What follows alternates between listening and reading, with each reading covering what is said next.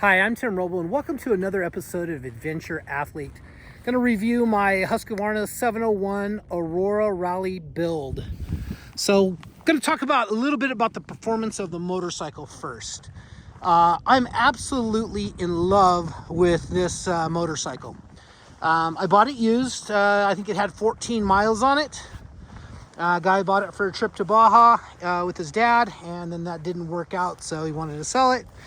My score. How does this differ than some of my other adventure bikes? Because I consider this, what I'm calling this, is an adventure rally. I do plan on doing some BDRs, back road discovery routes on this. Arizona is the Arizona Trail, as well as the BDR, Utah, California, Arizona. This bike has a range of about 300 miles with the fuel on board and how it's set up with the fuel injection on it. You can see here I have the low exhaust on the right side. I got that from KTM Kits, John Floria, as well as the tractive rear shock that gives me the full travel of this motorcycle.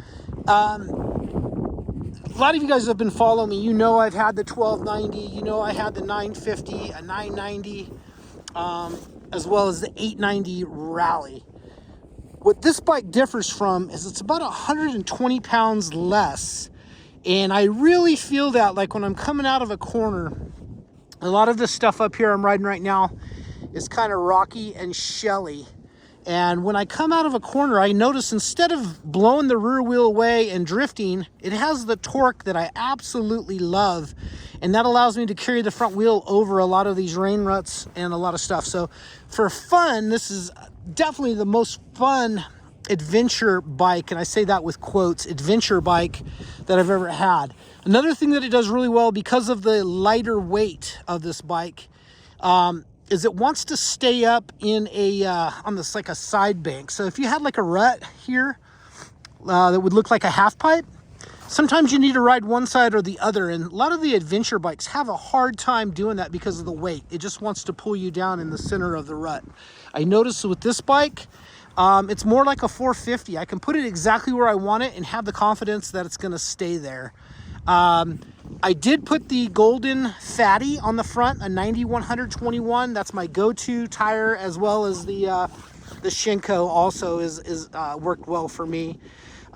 This is the lighter 2-ply, not the 4-ply. I think for the weight of this bike, the next time I buy it, I will do a 4-ply. And I am running with that with tubeless, with about 8 psi in the second chamber and 110 in the first chamber that actually locks the tire on the wheel. The performance of this motorcycle really is wonderful. I actually give it about a 9.8 out of a 10. Little tuning still to do. I've been playing with the ride height, and I think I got the suspension settings super close right now. The forks on this are off of a 450 SXF. So they are the latest 2021 version. Super happy with that. Really good. One of the things I'm doing right now is a shakedown, and I just noticed missing a bolt. So I'll work on that. I think I actually have a spare in there, or maybe I'll find one on the way down. So that'll make riding a little softer today instead of a little harder. I need to adjust the chain on this trip. I got about 120 miles on the bike, and it's exactly what I'm looking for now. I think we have talked about this in the past on one of my YouTube shorts, is that down here on the ABS and traction control sensor, that I've put a nut in between the spacer here, and that's spaced the sensor out enough where it works somehow, but doesn't, you don't ever have to turn off traction control or the anti-lock brake. I can lock up the front brake and the rear brake now, not an issue. Other than that, think about some of the things. The seat I really don't like on it.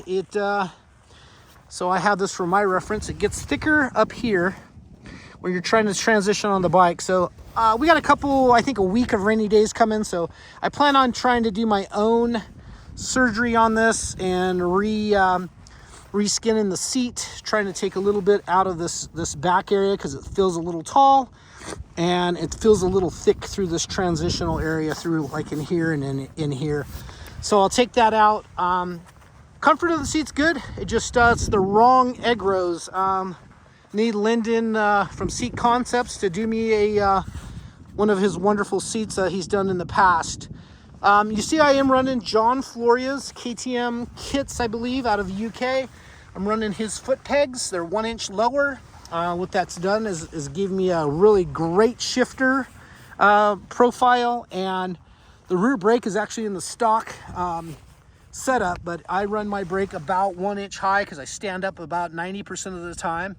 So that's worked out really well. This is his actually titanium exhaust can that I took 6 inches out of. I think if I had to do it again, I would take 4 inches out of it. 6 might be a little much because it is a little bit loud.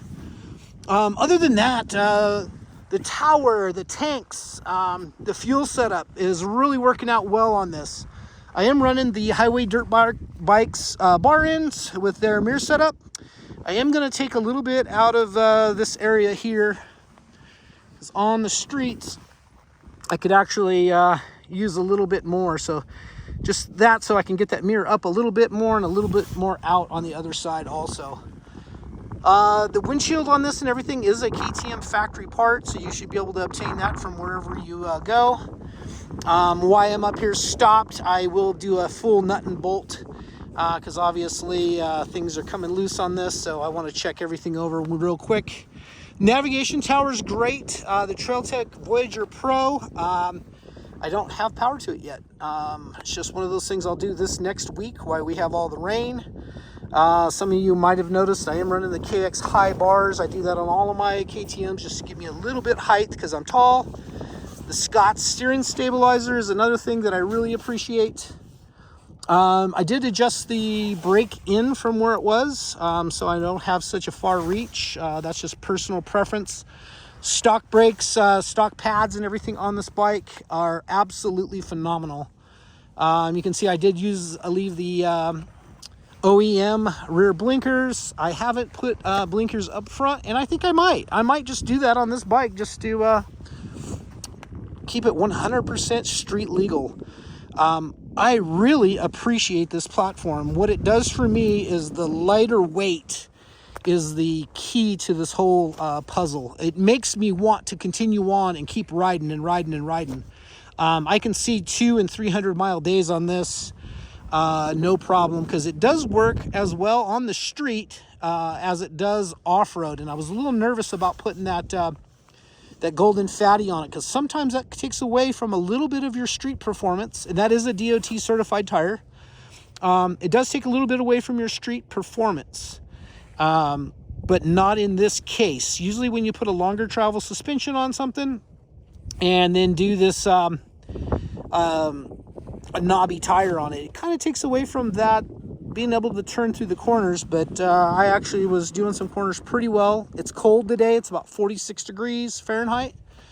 And my finger was super cold, so I thought I would stop and shoot this video.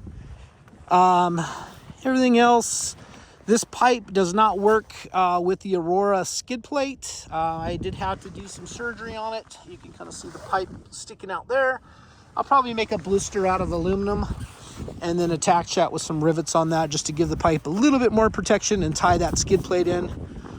Right here we have the tractive shock.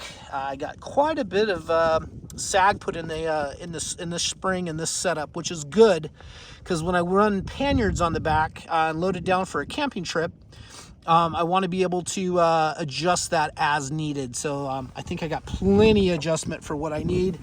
I do need to do a lengthening on the kickstand.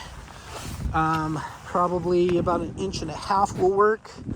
Other than that, gosh, I am super satisfied and stoked on this motorcycle. I haven't had a Husqvarna in, gosh, 30 years, 25 years, something. It was a long time. That 95 Husky 610 WXC, which still was one of the fastest dirt bikes ever had. So less than 30 years, of course, but that was a really neat motorcycle. I wish I could have dual sported that, but this is much more fit finish, put together on a lot better setup. So questions and comments, if you guys would hit me up down below, just want to leave a comment for me, that would be wonderful. Helps the channel out a little bit. If you haven't liked and subscribed, I'm trying to do something rad every single day now, as well as a project. I am back in San Bernardino for the next 10 days, and then heading out to Salton Sea to go do some paramotor flying. But until then, got a lot of neat little projects going on, so you'll see some stuff coming out of the shop, as well as my travel for the next year in Oscar Mike, which is my big expedition truck that I have loaded down with all my cool little toys. But yeah, if you guys would hit me up down below with questions, comments, that would be wonderful. Once again, I appreciate each and every one of you guys for taking your time watching my videos, and especially leaving a comment. Thank you so much for watching. I'm Tim Rubble, and I'll catch you here next time.